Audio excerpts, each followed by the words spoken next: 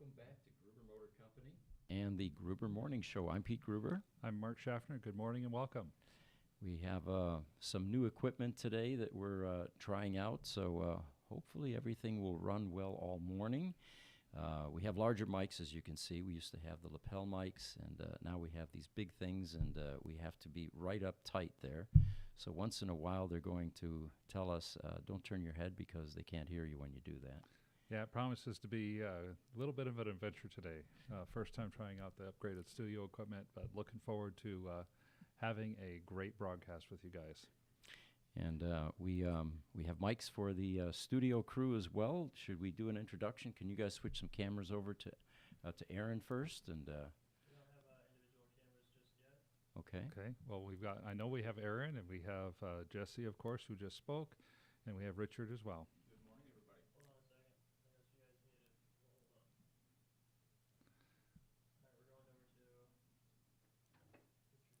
There we go. Good morning, everybody. Good morning. In the foreground is Richard, and in the background is Aaron, and they'll be chiming in at times. And then Jesse is back there with a whole bunch of new equipment and dials, and pretty preoccupied at this point. And if you notice, there's a seagull in between us. He's intently listening. This is, again, La Jolla, spring break time, and beautiful area there to just simply walk the beach early morning especially.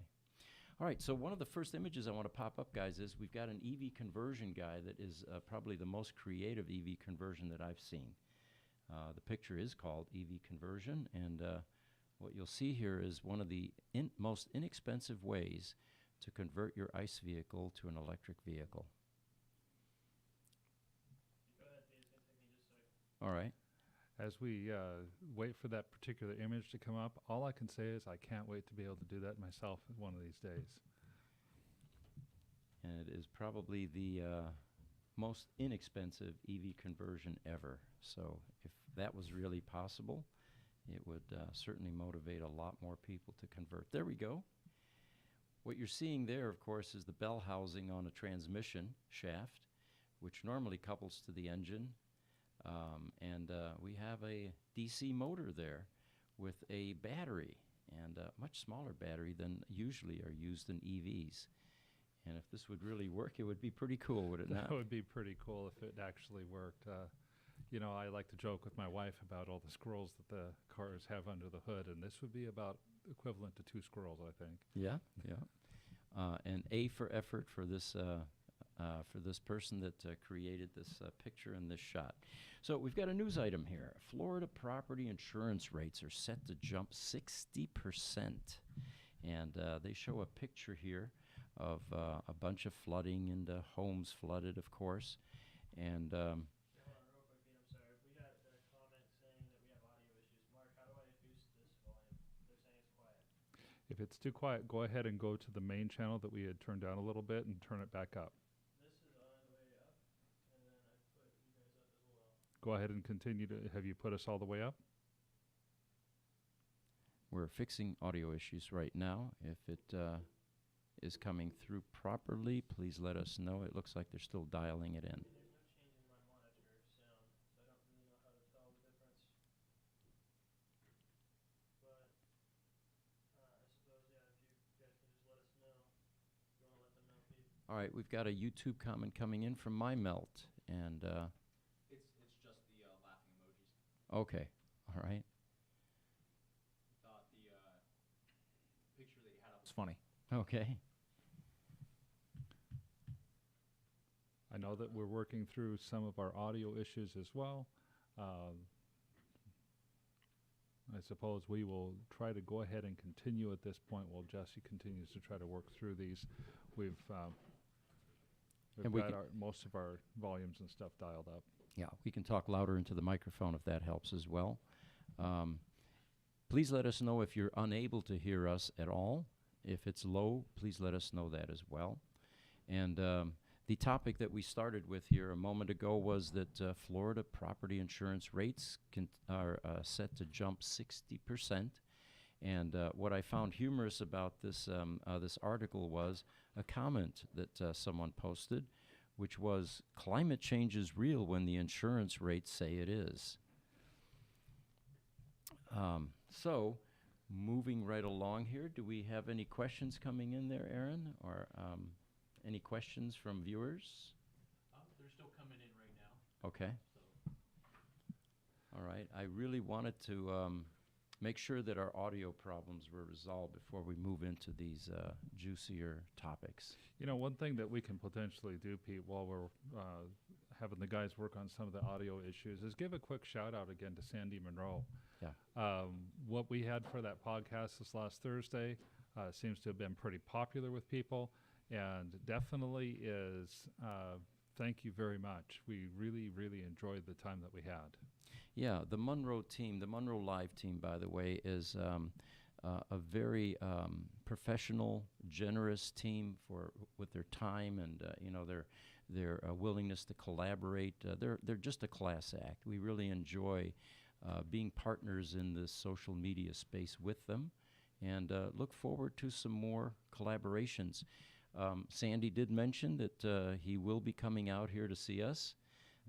He's intrigued by our service center, the auto shop of the future, as we call it, and there's a lot of content there that he will be greatly interested in. It'll be a bit of a deviation from his normal fare, which is going to the auto manufacturers, actually seeing what happens after the vehicles are produced and the challenges that we face out here in the independent service space, trying to keep these vehicles running or being relevant in a service effort which typically does not have the same levels of support that the OEMs are able to provide for their vehicles. Most definitely. And if things work out like we're hoping, it sounds like you and he might be spending some time over at Edelweiss as well. Yeah, absolutely.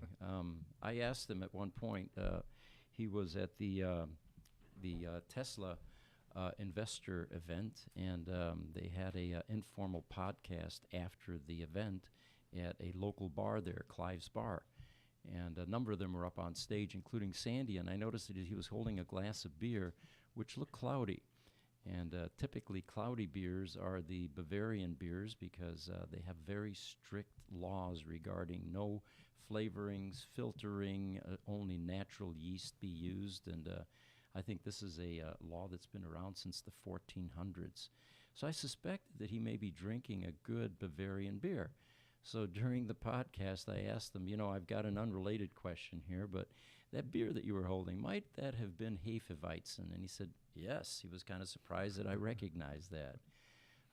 From there, we began to talk about the fact that he has German descendants and his roots are from there, so we had a lot in common. And when he comes here, I made him a commitment that we're going to a local German beer garden here, not too far from our office, which is owned by a Bavarian from Munich, and he has 17 or 18 Bavarian Hefeweizens on tap, which is unprecedented, at least for Arizona. It looks like we have a YouTube comment from Christopher Korn. He's asking, any updates on the floor tile removal from the warehouse? I did send a recommendation for floor tile removal device from a rental store. I am not familiar with the floor tile removal that would need to be done for us. Oh, you know what? That was in the early days of us creating our service center. There was VCT tile that was glued to the floor. After a couple decades of use, the glue had basically bonded with the concrete. And try as we may, we were attempting chipping. We even sharpened blades on a forklift to try to scrape it up. And it just wasn't a very elegant solution. So eventually a floor company came in that was also grinding the floor prior to the application of two-part epoxy and some aggregate. And they had a different type of equipment that was finally able to get up some of that. But thank you for remembering that. Oh, that's right, and that probably comes from the video that we released this last week as well that got some extra views. On YouTube, the Environmental Canadian has commented saying that climate change environmental damage is just starting to affect property insurance rates in Florida. It's already locked in devastation is going to make insurance even more expensive. Peace, Calvin. Yeah. You know, the lesson there is insurance companies are risk management companies, and they pass on their risk, their elevated risks. So when there are natural disasters like this, it will change the cost for insurance for sure. Oh, by all means. And when once they get to a situation where they don't know what risk is, they just jack up the rates even more because unknown is always expensive. And if allowed, they leave those higher rates in place if the problem begins to dissipate and go away. Yeah. Now, for the people just joining us, like Elhend71 on TikTok, we are the Gruber Morning Show here. I know that we've been dealing on our YouTube platform with some quiet audio, so we're taking questions, talking about some of the first things that we had up as our first topic. Our main topic on these Tuesday and Thursday morning podcasts, though, is everything electric vehicles, green energy. We talk about solar, we talk about wind, but we typically focus on electric vehicles, and most of the time we focus on Tesla electric vehicles. So I personally have some very strong opinions about the migration of supercar manufacturers moving into the EV space and their ability to do so and what their first step should be. It's coming clear to me that some of these companies aren't quite ready yet to go full bore into electric vehicles, and they're trying to dip their toes into the water before they do something by creating a hybrid version of their performance cars, which again, in my opinion, is a complete and total mistake. It is not going to work well for a number of reasons, but the latest headline here is that Lamborghini's first electric vehicle will not be an SUV, as everyone had thought, or an off-road vehicle, which is, of course, a sigh of relief. Yes, right? All right. yes, definitely. There is a but, though. But the sports car will now be a 2+2 GT, as they call it. The first fully electric vehicle will not be off-the-road capable, but it will be instead a four-seater Grand Tourer, according to the CEO, Stefan Winkelmann. It's going to be a new body style, and which, of course, is completely missing in their current body style. Well, here are my thoughts on that. There are two types of exotic car owners. These owners, the first ones, are the weekend warriors. And these are the rich guys. They've got a career. They're working 60 hours a week. And, this car is a detour for them on the weekend. And what they like to do is take their exotic on the weekends to Starbucks Sunday morning, the golf course, car shows and meetups, and go on gentle cruises with their favorite music blasting, or just enjoy the loud whine of a 12-cylinder engine with the top down. The second type of owner are the ones that are more serious about the car, and they might even track their car, pushing it to its limits, or go on supercar runs into the mountains or open roads with other exotic car owners and do a Mario Andretti impersonation, trying, of course, to avoid the constables who would frown on triple-digit speeds. Both of these owners enjoy a solo activity, maybe with a trophy wife or girlfriend, but certainly not with kids, pets, grandma, or trying to have a conversation in their exotic car.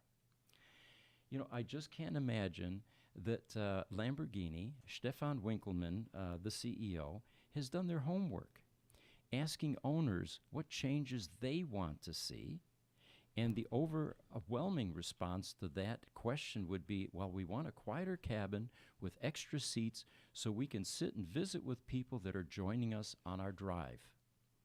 Completely wrong direction here. And, Lamborghini's not the only one considering or doing this.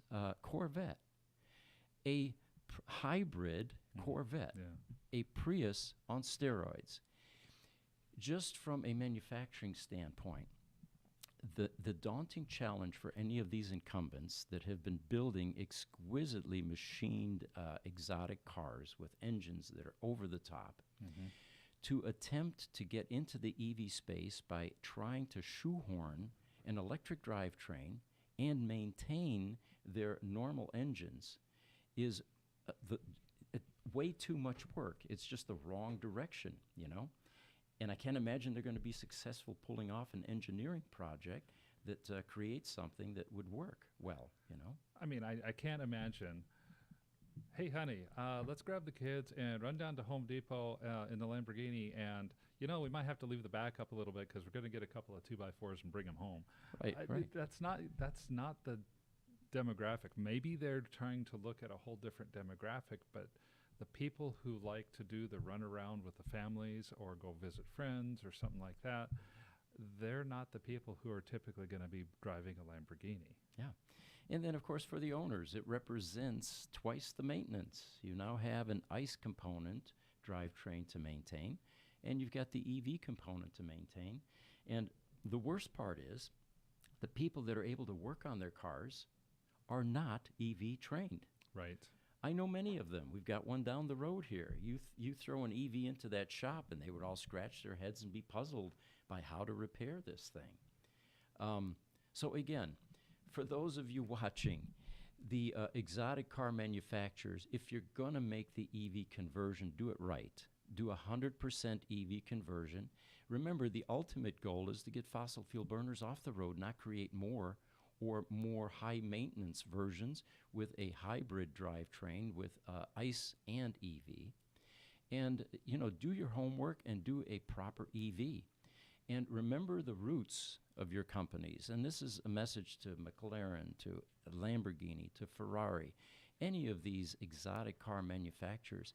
People enjoy sports cars, your sports cars. They enjoy the two-seater aspect, and they don't want an audience or family members in the car with them, or at least in the back seat.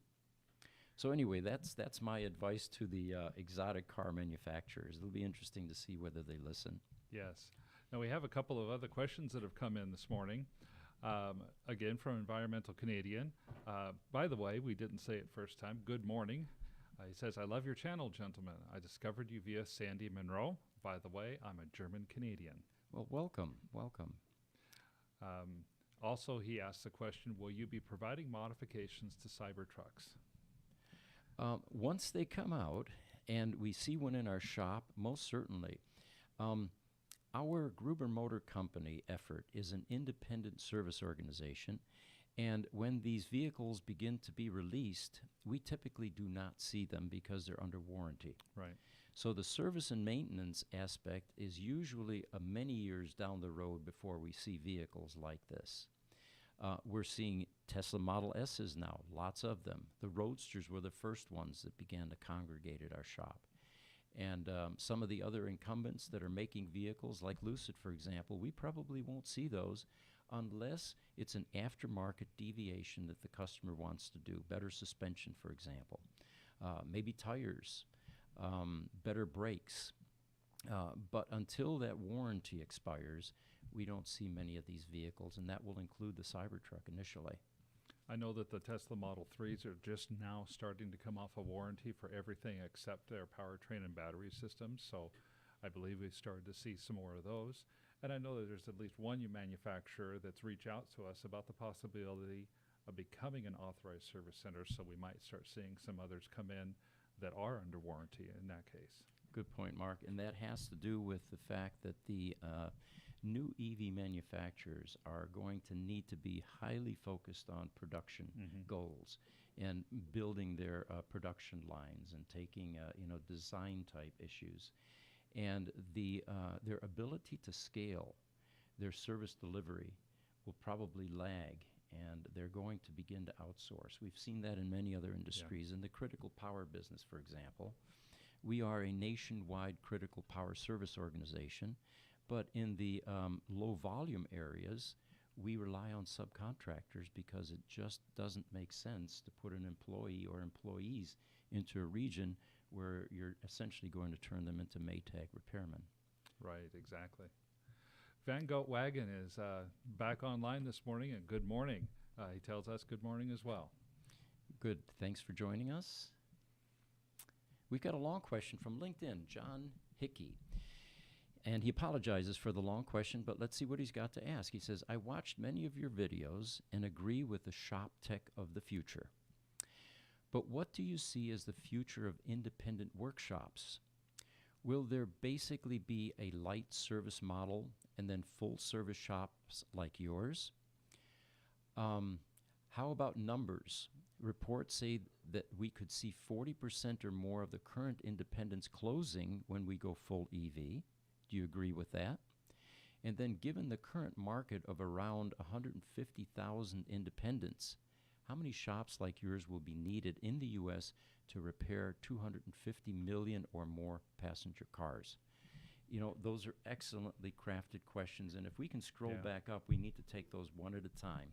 I'm not going to remember them all in sequence. So what do we see as far as the future of independent workshops? What I see, is that the cars are going to have to get smarter. The ability to generate and build and create independent shops like ours at the scale and volume that is required is not realistic. It requires a whole new set of skills. We cannot, for example, our growth is hampered. People ask us all the time, why don't you open in Los Angeles, New York, scale your operation. You're highly successful here in Phoenix. The problem is you can't find people. What we need is 3 fundamental skills that don't reside in one individual. We need software skills. These cars are all about software. They're computers on wheels. We need electronic skills, and the reason for that is the independents don't have the parts rooms that the OEMs do in their service centers. They just simply swap modules and swap parts. We have to repair things right down to component level. And when I mean component level, it's not going to be bearings and gaskets and rings on pistons. It's going to be electronic devices, diodes, IGBT transistors, microchips, resistors, capacitors. And the average mechanic does not possess those skills. And then the third, of course, is wrenching ability. Right. The ability to take all those parts out, including doing some of the low-tech auto work, which is suspension and brakes and body parts and panels and things like that. So we see a serious shortage that is not going to relieve by more demand. The demand is there now. We actually have to turn away Model S business at times because we don't have the capacity to take them all in. We focus on roadsters, and that's our highest priority at this point, because those roadsters have very few limited options to get the type of work done that we do. The simple answer for, that I think is going to solve some of this is the cars are going to have to get smarter. We're going to have to move AI into the cars. We're going to have to make them self-diagnosing, and then when they do go to an OEM service center, the repair effort is much faster and minimal, and it doesn't require the in-depth skills. You know, Sandy, when we talked to him on Thursday of this last week, gave an absolutely phenomenal analogy about this. His grandfather was a steam engine mechanic, and in the early 1900s, there was a transition from steam engines to diesel engines. He found that all of his skills that he had learned on steam engines, or the vast majority of them anyway, were useless. No longer relevant. No longer relevant. The same thing is going to occur here. There are going to be a bunch of people that are going to take advantage of that opportunity. So yes, we may see 40% or more of independent shops that exist today close. We're also going to see a large percentage of people take advantage of the opportunity to be flexible, to change.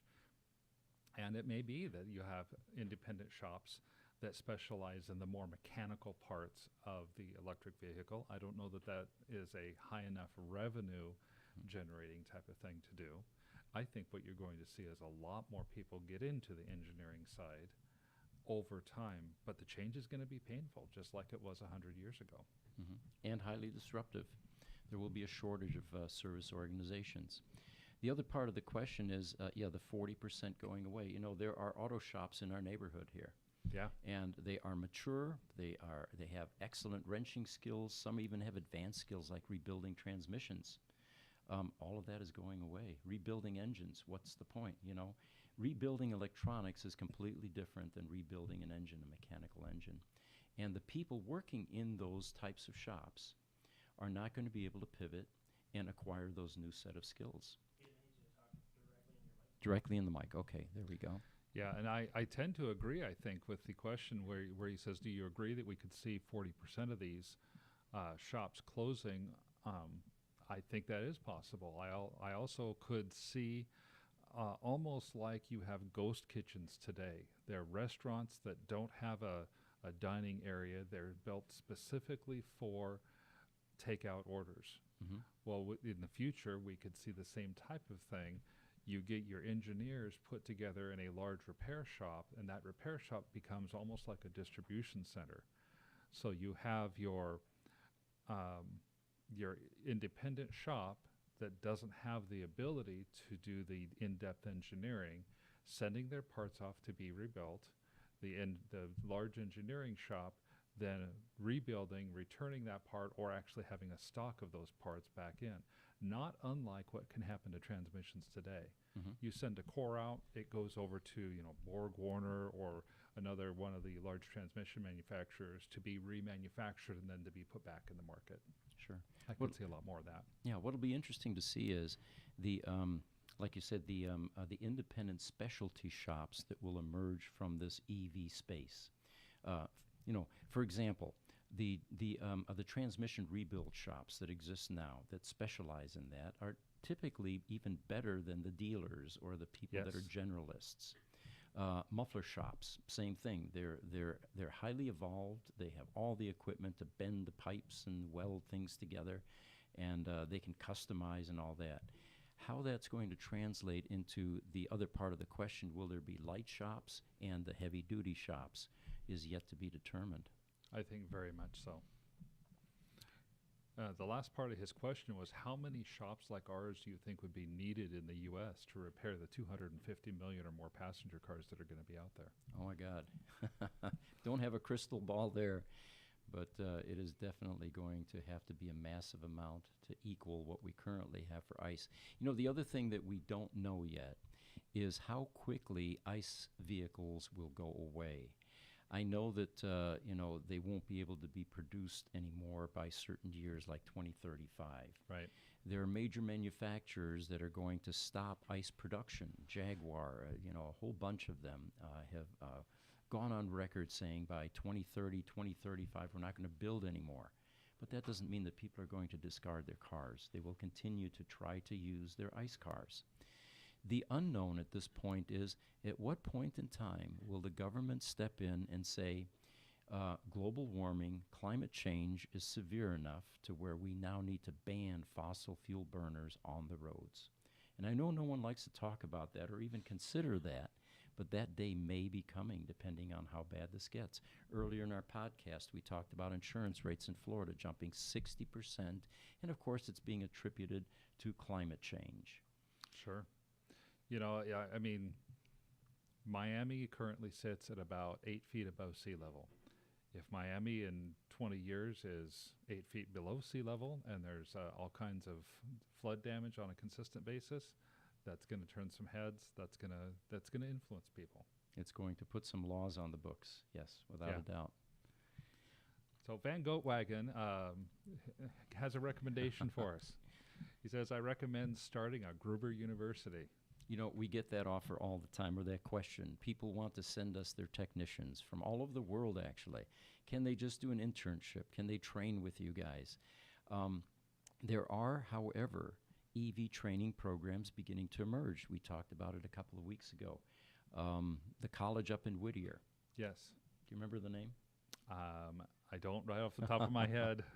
It's the START program, and the acronym really has nothing to do with the description, by the way. I think it started with the correct acronym and then migrated or evolved into something else. But this college up in Whittier, California, does offer an EV training program, and it is not funded but supported by Tesla. And of course, the goal then becomes that Tesla is attempting to create more technicians to fill their service centers. They face the same problem we do. You can't find people.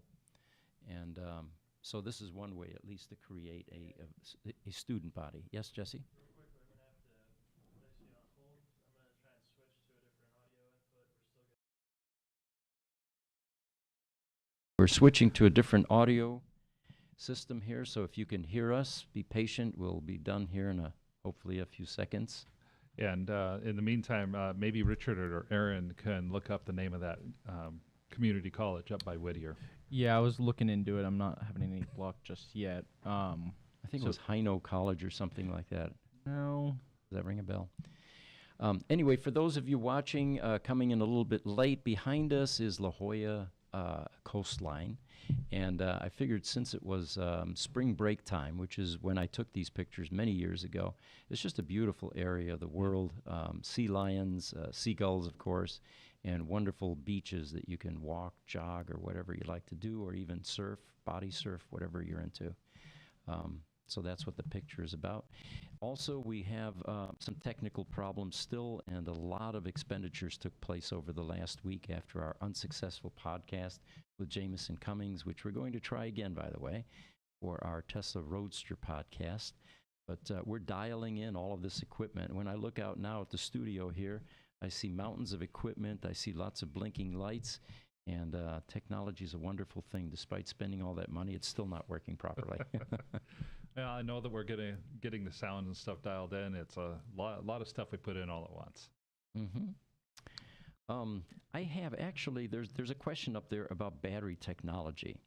And this might be a good time to introduce a new type of battery that they just announced.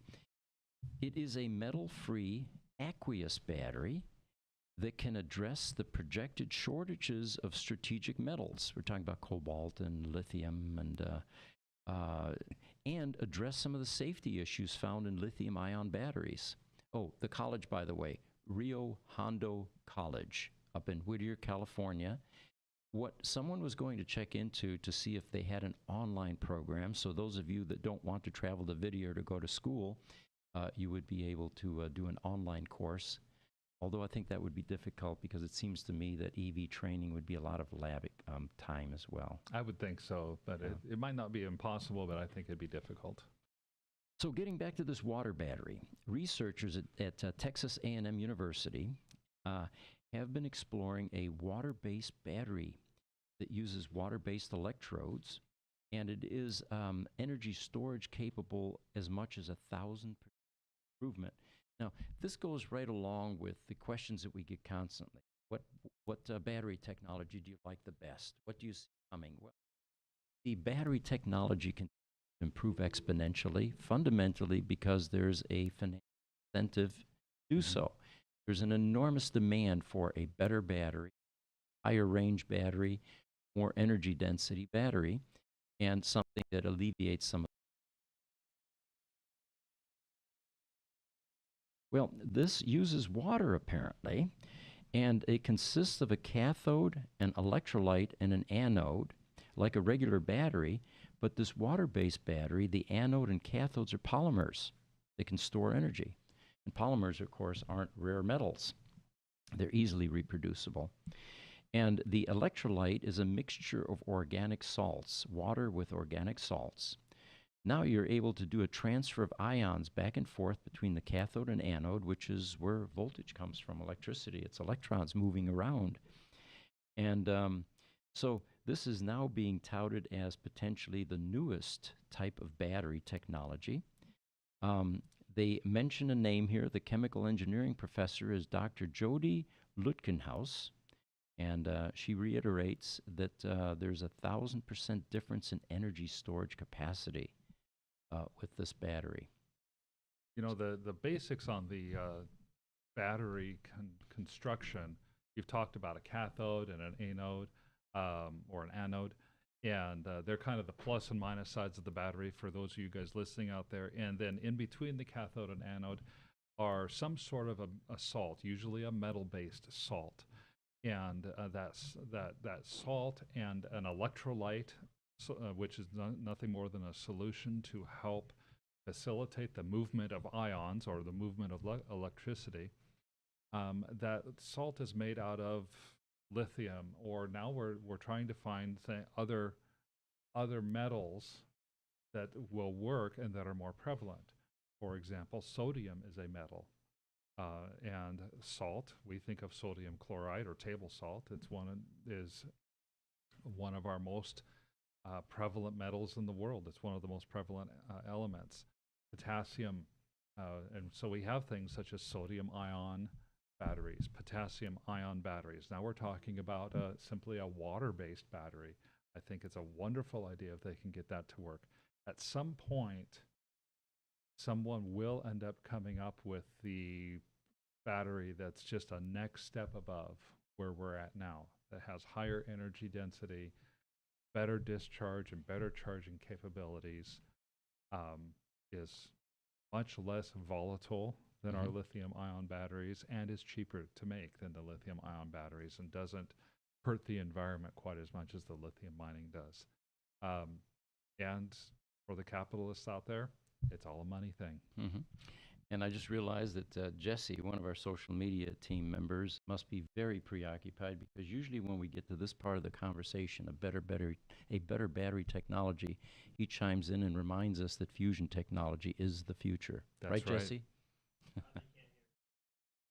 They won't be able to hear him. His mic is dead. All right.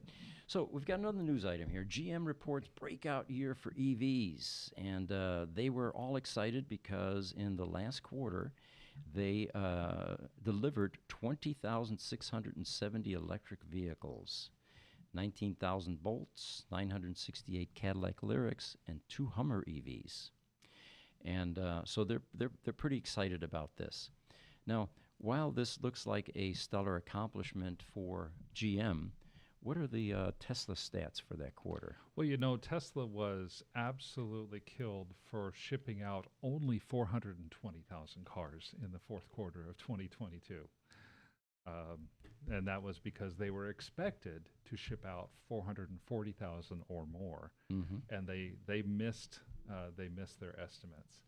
As somebody pointed out, I love the media bias. Honestly, from yesterday to today, GM delivering 20,000 EVs is all positive news, and everybody's happy, and it's a breakout year for EVs. Tesla delivering 422,000 EVs, and it's doom and gloom. Yeah, by all means. Although I do agree with the original article saying that 2023 is becoming a breakout year. So far this year, over 7% of all vehicles sold are electric. And that is in contrast with about 5.5% last year. And at the beginning of last year, it was down only around 4%. So that's like a 75% increase in the percentage of EVs that are sold as part of the overall vehicle market. And just in January, there were nearly 68,000 electric vehicles sold just among the top 10 brands. That doesn't even count all vehicles that were out there that were sold. Interesting news. So it looks like Tesla is adding a 4th production shift at Giga Berlin in Germany to double production rates. And I'm not sure how you could do a 4th shift, because they're 8-hour shifts. And I think you end up at 24 after 3 shifts. Right, but is it not true in Germany and much of the European Union that they have gone to 4-day work weeks? Okay, all right. I thought you were going to say they're on a different time zone and they actually have extra hours in the day. But that would have been news to me. Well, that's possible, although they don't mention it in this article. You know, it looks like Giga Berlin is beginning to hit its stride. The full capacity of that plant is 10,000 vehicles per week. Right. And they're currently at 5,000. They, I guess, broke that record last month. So they have some room to grow. But the other fascinating thing about this is, and it's in one of our other news items here, apparently Denmark has a huge increase in electric vehicle adoption and sales. And if I can find it here, I will share that statistic with you. And one can only surmise that these EVs are coming from Giga Berlin, because Denmark's not too far from Berlin. Yes. It looks like we have a message from social media. What's going on, guys?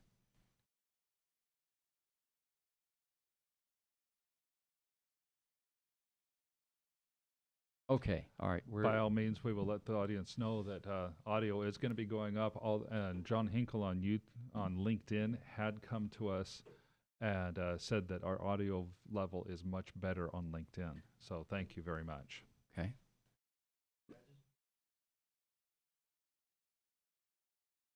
It is better, but now it's Okay. Okay. It looks like we've got some questions to entertain. Yeah, and first on YouTube, My Melt says better, thanks. I think that was referring to our audio level as well. That happened about 5 minutes ago. And then John Hickey says thanks. He's agreed on the turnover. He says if nothing changes and about a 5% turnover of the car park any given year without government intervention, we're looking at 20 years after 100% of EV sales per year started. That sounds like it's about right. You know, you give it usually, I know here in the United States, car makers are required by the federal government to provide parts for their cars for 20 years. Mm-hmm. And after that, it's optional. So YouTube, Edward Crump, welcome Edward. He says, I was at a very active Tesla service center here in Santa Rosa recently in California. While waiting, I took note of how quiet it was, how it didn't smell of oil, gas, and he left it out, but exhaust. Mm-hmm. And there were no technicians wiping cleaning fluids off their arms with oily rags. What do you think the opportunity is for the future of private report service centers such as yours? Well, of course, it's very bright. The difficulty, and we just addressed this earlier, is finding people to staff it with. But the first thing that people typically say when we take them on tours through our service center, and by the way, we do that daily these days. Mm-hmm. Even people from Tesla or ex-Tesla people enjoy it because it's a nostalgic visit for them, seeing all of those Tesla Roadsters, just like the old days in San Carlos and Menlo Park. The first observation is, my God, your floors are so clean. I don't see any oil spills anywhere. Sure. And then the second thing is odor. It is odor-free, you know. I mean, when you're working on ICE vehicles, oftentimes you have to run the engine inside the building. And that's going to, you know, Mm-hmm. feed some carbon monoxide and some fumes into the building. We have none of that. And then, of course, how quiet it is. Now, that it's quiet until they use an air impact wrench on a tire, you know, or on Right. a wheel. But typically, yeah, they are a much different environment than your traditional ICE engine type repair shops. Van Gogh Wagon also adds to us, have you guys been able to enjoy or study the F1 EV racing series? You know, I haven't watched it. It's for me personally, the sound is part of the experience. So if I'm watching F1, you know, I want to hear the whine of those engines because I know Sure. what's going on inside that engine block. The EVs are a bit unhinging. You know, you see extreme speed, and but it's not quite as realistic to me.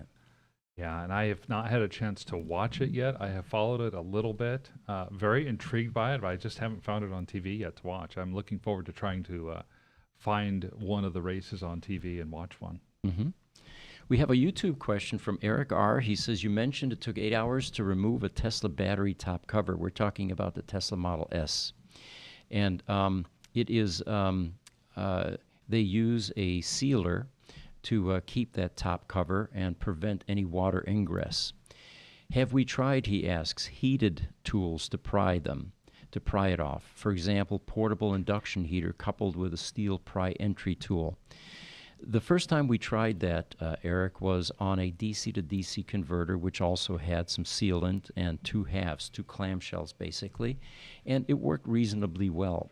What they typically do is they've developed custom tools that get underneath the lid and begin to separate it from the tub. So that 8 hours may have been an old spec that we were used to. I think the funniest one that I saw with someone trying to remove that battery lid off a Model S was Rich Rebuilds, when he had a battery pack underneath a lift, a battery lift with a pickup truck on top, and he was working underneath, and he pried up the first part of that battery lid, chipped it and pried it, and then eventually drilled a couple of 1.5-inch holes on either side of that lid, hooked it to a tow chain, and then coupled it to the lift and began to raise the lift to rip that thing off the battery pack. Of course, it worked because the pack weighs 1,200 pounds, so you didn't have to keep it down, and but the lid was not reusable. We can't do that in our world because we have to do body work after we're done fixing that battery to reuse that lid. And any compromises to that lid in terms of tweaking or bends or fissures would create a water ingress situation. So we have to be very careful, which is part of the reason it takes so much time for us, is that we have to very gingerly take that apart. Yeah, I'm looking forward to the day when we are looking at a Lucid where it has that sealed battery and it doesn't have an actual lid where when you drop the battery, you are by default removing the lid from the battery as well. Mm-hmm. Yeah, Lucid uses gaskets, we found out, and that's a far more elegant solution. The analogy I like to use is for those of you that have worked on ice engine cars, if you ever take off a valve cover, you've got a bunch of 7/16 bolts, and then there's a gasket, either rubber or cork, and that cover comes right off, and oftentimes it's reusable. Yes. Elhen71 on TikTok has a question for us that we'll re-explain to our TikTok viewers. He's saying, where are all the pictures? All I see is a green background. We are trying to work with our video production provider to integrate TikTok into the same stream that we have with our other platforms. At this point, the provider and TikTok haven't been cooperating like we would like them to, and so they simply haven't made available the keys to us the software keys to us to be able to do that. As a result, TikTok runs on a different platform, and we're not able to view the pictures on that platform. All you're seeing is the actual green screen instead of the pictures themselves. And for those of you that want the full experience, feel free to move over to YouTube, where we're also broadcasting, and you'll be able to see the background. The background, by the way, is La Jolla, California. We've got a beach scene with a seagull between Mark and I, and it's just a gorgeous place for spring break, which is around the time that this picture was taken. So we did a video, or released a video, about a week or so ago, and it was one that we had released a couple years ago or so, and the title of it was, "What's Wrong with Tesla?" And of course, everybody was expecting some Tesla bashing because that was really prevalent back then. Not much different now, actually, but we started the video with me standing in front of a Tesla service center, and I said something like, if you're expecting some Tesla bashing, this is the wrong video for you. What we're going to demonstrate is that everything that you thought was wrong with Tesla may actually be what makes them so successful. And then we hit a number of bullet points. One of my favorites was I mentioned a bunch of car manufacturers, GM and VW and Toyota and Nissan, and the list went on. And then I mentioned Tesla, and I said, of course, Tesla, everybody knows Elon. How many of you know the CEOs of these other car companies I mentioned? And there were very few that actually came to light. Mary Barra now, though, is one that's actually Mary in the Barra limelight. with GM now. But back then she wasn't when we first did this video. And then we described the fact that, Elon doesn't quite behave like your normal CEO. I mean, the last thing that, in fact, was in the video was when he was swatting at a drone that was flying by them. And usually the guys in suits, aren't that animated. All right. Right. But so anyway, the feedback from that video was quite remarkable, and I'm going to share a few of them with you. He says, this was a German viewer. He says, "Great video. These types of videos are one of the reasons why Tesla doesn't need to do advertising." Now here's another one. He says, "Gruber is no crazy fanboy, just a smart, creative guy with the real deal everyday Tesla facts. Some are well known and others not so much. This video tells an ongoing story and history of what will be one of the greatest Musk companies of all time. Thank you for a beautifully done video." Here's another one. "Oh my God, who are you? This could almost have been a TED Talks presentation." And then finally, this one always gets sprinkled in. "Why does he always wear sunglasses?" Oh, yeah. So we enjoyed doing that video. It was a recreation, basically, with a few updates. Richard's talents were applied, and we had new B-roll in there with higher resolution. And it's become one of our more successful videos, and I think we're just over 20,000 views on that video at this point. It's a good watch, by the way, because, again, it tells an interesting story, and it presents a realistic view of what Tesla is and where they're going. We do appreciate all of you who have taken time to watch the video as well. YouTube Environmental Canadian has given us another comment back, just FYI, and this is as much for Jesse as anyone. Video looks great on YouTube, and the sound is fixed as well. Thanks, Calvin. So thank you very much, Calvin, for the feedback. And good job, Jesse. Another one on YouTube, Juan Carlos Morataya Ramos. Hi from Guatemala. Thank you for joining us, and thank you for telling us where you're from. We encourage everybody who comes in to tell us where they're coming from. Let's see. TikTok, iHen71. How much does it cost to replace an EV battery? Well, the ones that we're most familiar with are the Roadster batteries, for example. It's $30,000 plus tax in the United States, and it's only done at this point at a Tesla service center. There's been some discussion about letting us buy the packs and putting them in at our service center, because that's what we do all day long, but it hasn't come to fruition yet. Right. The Tesla Model S or X, a refurbished battery pack is about $15,000, and that was corroborated again yesterday from a customer that is considering putting one in their car. The brand new battery pack used to be $22,000, and now they're being quoted at $20,000. Okay. And, you know, that is a pack with a full warranty, so that may be, I mean, the delta between 15 and 20 isn't that great. Maybe that warranty is worth it to some people.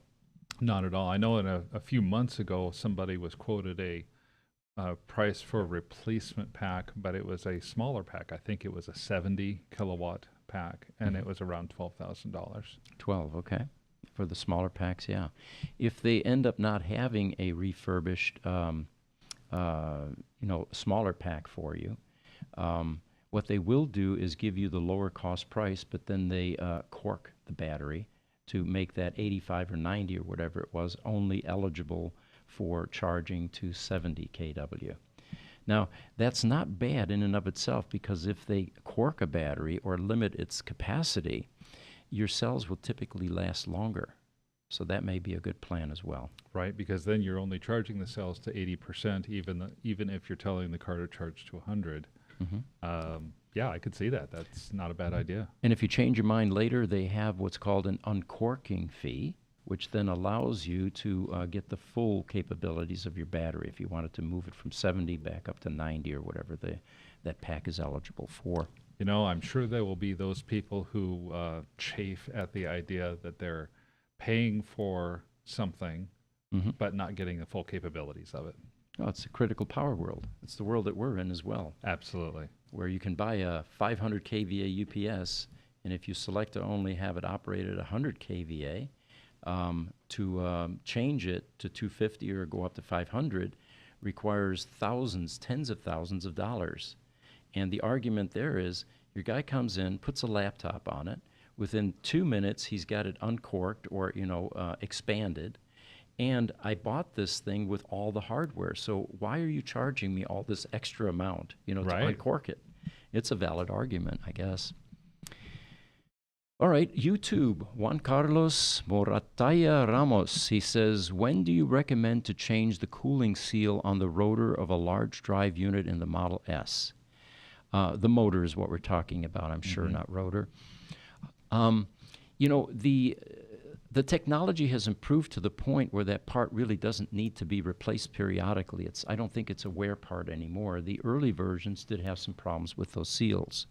So I don't think there is a scheduled maintenance time for that replacement. My Melt on YouTube also gives us some feedback on the sound. He says, I have sound through ear pods. The sound is right in there with a thumbs up. So again, thank you, Jesse, for all the technical work you're doing. So if we can throw a picture up, guys, of the next small Tesla. There's been some news about this vehicle. Some call it the Model 2.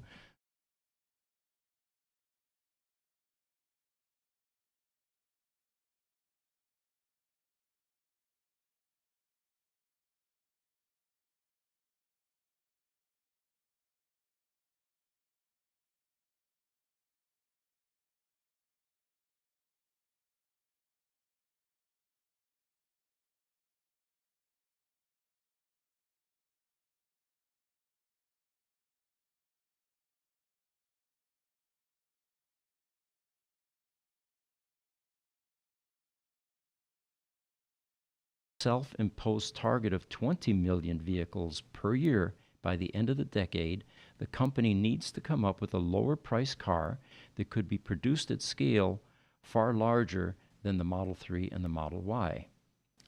There was talk again at the Investor Day about this next generation vehicle. Speculation is that it will be produced at Gigafactory Mexico, and it is expected to be offered at a lower price point than the current 3 and Y models. And it may also have numerous innovations that would make it easier and more cost-effective to build. Tesla's constantly working on their production lines, like the GigaPress, for example, which reduces the cost of production. That's where Sandy shines, is guiding them and helping them and analyzing the changes they're making and whether they're sound or not.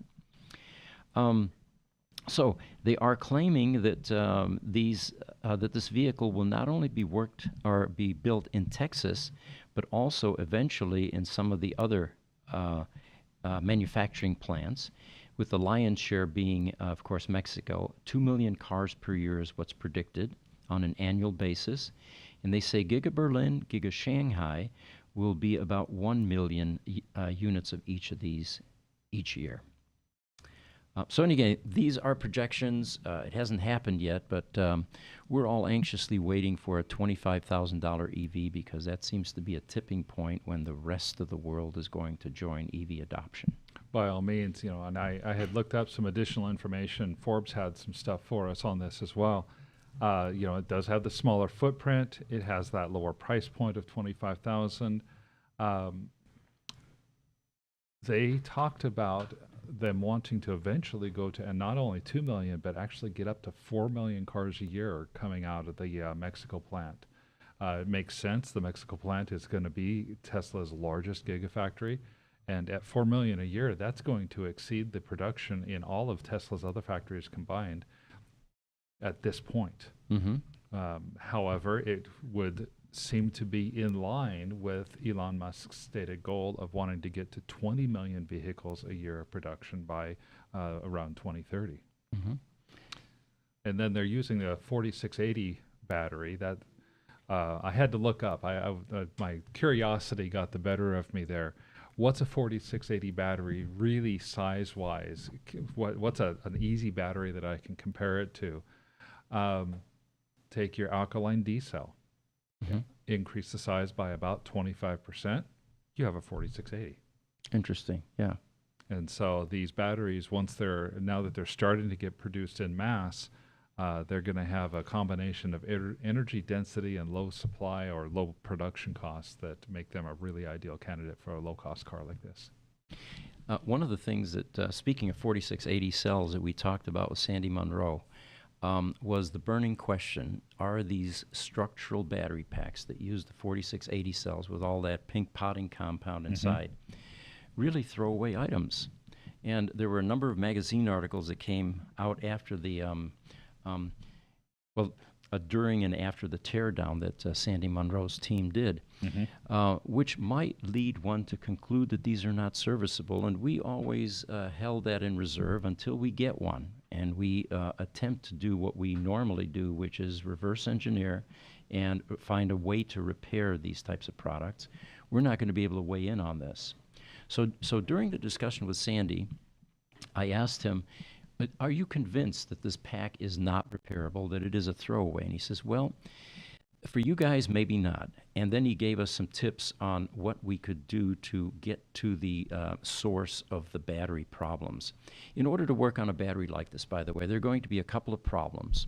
It's either going to be electronics inside the pack, which I can't imagine they're going to pot and cover up and hide, right? Because that could be a replaceable CAN board, which throwing a whole pack away to get at that $300 board doesn't make any sense. The second one is resistive cells. And in a Tesla Model S, you have 7,104 cells. Just one of those going resistive will kill the car because the battery safety management system will only allow a charge to that lowest cell or brick. So we asked, is it possible to get at these cells? And he says, well, What we eventually did, and we tried a number of things, including some very harsh chemicals, because I brought that up, and he said, "Oh, don't use chemicals." Or you were Yeah, there. I remember that. I remember that. They are highly carcinogenic, and there would be a safety issue trying to use chemicals to eat away at that pink poly compound. He said the most successful way they found to excavate these cells was dry ice. Yeah. And I couldn't initially get my head around, was he saying you take a cube of dry ice and set it on top of the pink poly? There apparently is a dry ice sandblasting or blasting method. The byproduct is carbon dioxide. Okay.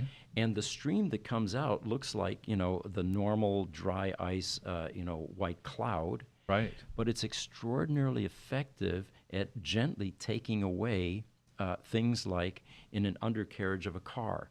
All of those years of accumulated dirt and dust and stains, it just cleans that sort of thing miraculously. It reminded me of what we do sometimes, which is soda blasting, using regular baking soda instead of sand, which is much more aggressive, Sure. which can eat away at the paint and damage plastic. In the car restoration world, if you want to do a gentle sand blasting or blasting, you use soda. And it doesn't hurt the plastic and it doesn't hurt paint, but it does remove the things that you want to remove.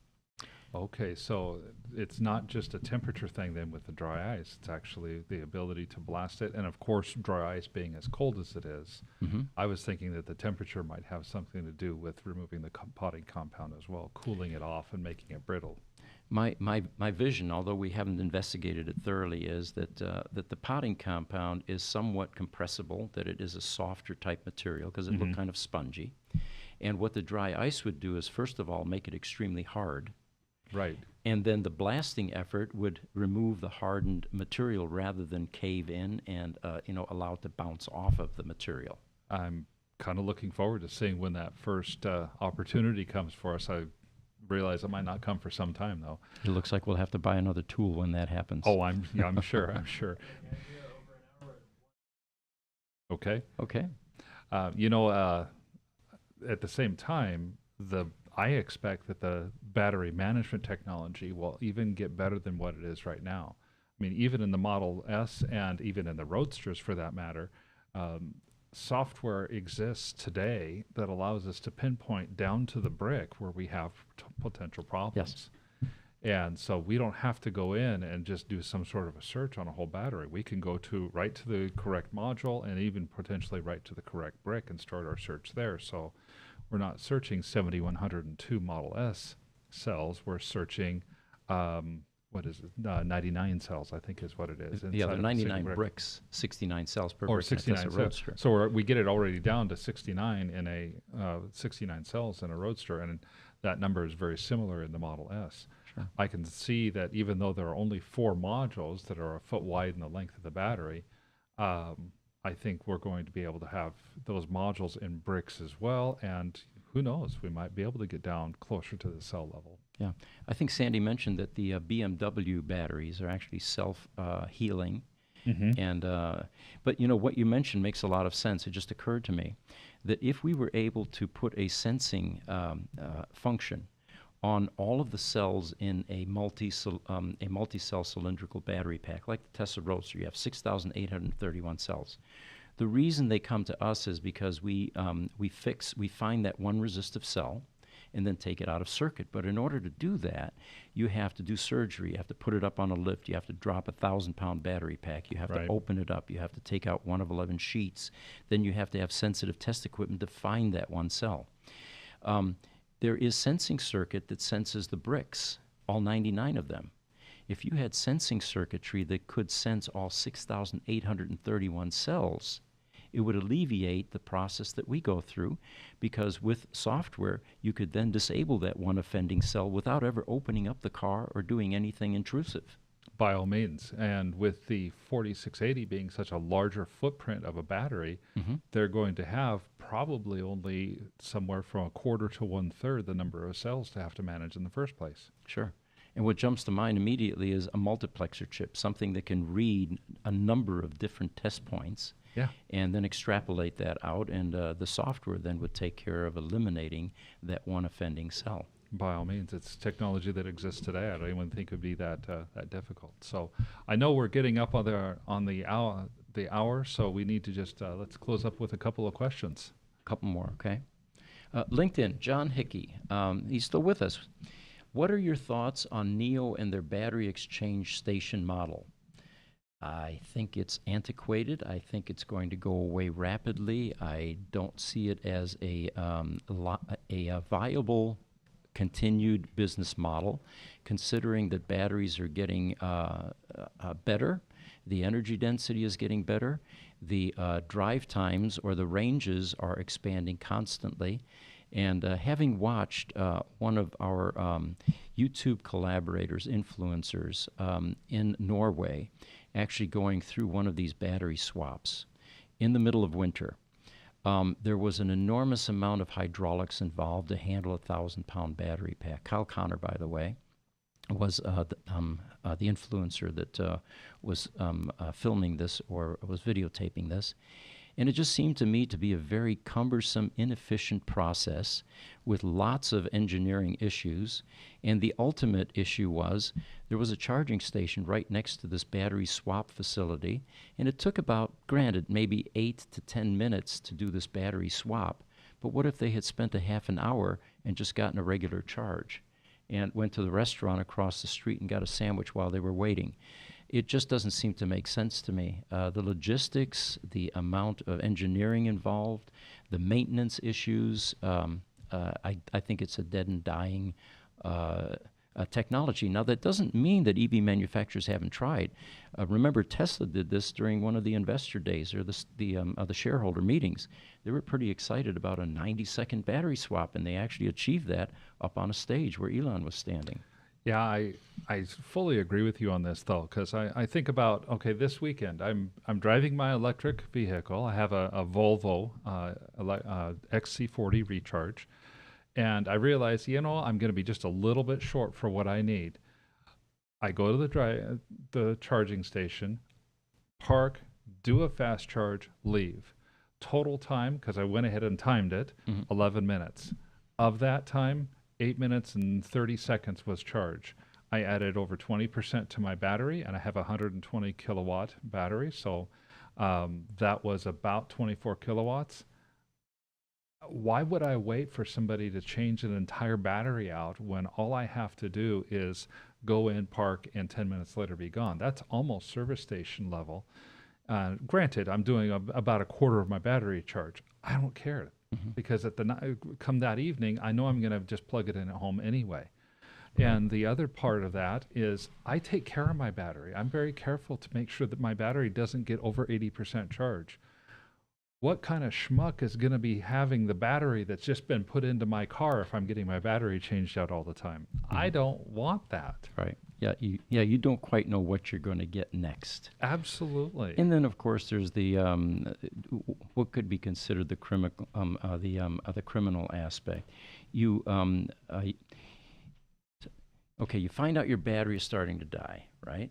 Yeah. You go to a battery swap station. Will there be software that will be able to determine that you have just left them with a dud that should have really gone to the service center and had you spend $15,000 to $20,000 for a replacement? Those are all things that will have to be dealt with. And great point. Yeah. Great point. TikTok, Leaf Village Outcast. Close out with this question. It says, guys, your content is super interesting and I respect what you do. But what's up with the shades? This isn't the first time that we've been asked that question, and we have a video that will be released at some point that will give a full explanation. It will be very interesting, and I think in the meantime, what we encourage our viewers to do, if you want to get our full experience, put on your own sunglasses, and maybe you'll see what we see. By all means. I know we're up past our hour. Thank you guys so much for the time that you spent with us.